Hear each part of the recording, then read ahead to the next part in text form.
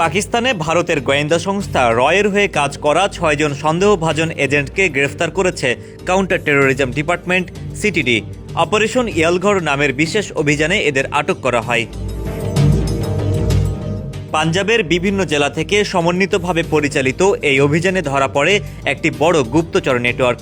পাকিস্তানের জিও নিউজের খবরে জানানো হয়, গ্রেফতার এজেন্টরা বড় ধরনের নাশকতার পরিকল্পনা করছিল।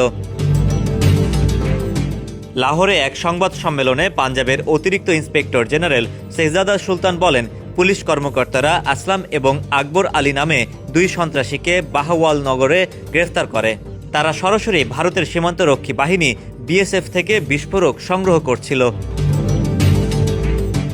সিটিডির দাবি, রয়ের মেজর রবীন্দ্র রাঠোর এবং ইন্সপেক্টর সিংয়ের সরাসরি নির্দেশনায় কাজ করছিল এজেন্টরা।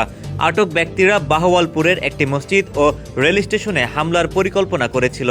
তাদের কাছ থেকে আইইডি, বিস্ফোরক, ডেটোনেটর, মানচিত্রসহ হামলার সরঞ্জাম উদ্ধার করা হয়েছে। অপর 3 জন র এজেন্ট আজম ওরফে জাজি, মঞ্জুর ওরফে কারি এবং আমজাদকে বিভিন্ন এলাকা থেকে ধরা হয়। একই সঙ্গে দুবাই থেকে অর্থায়নের অভিযোগে গ্রেফতার করা হয়েছে জুলফিকার নামে এক ব্যক্তিকে। বান্ডেল থাকলে প্রতি সেনমানিতে টাকা বাঁচবে। বিকাশ সেনমানি বান্ডেল কিনে জিতুন প্রতি লেনদেনে।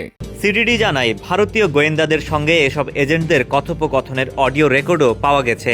সংবাদ সম্মেলনে পাকিস্তানের কর্মকর্তারা অভিযোগ করেন, ভারত সন্ত্রাসের মাধ্যমে পাকিস্তানকে অস্থিতিশীল করতে চায়, তবে দেশের নিরাপত্তা রক্ষায় সব ধরনের ব্যবস্থা নেওয়া হয়েছে। ডেস্ক রিপোর্ট, সমকাল।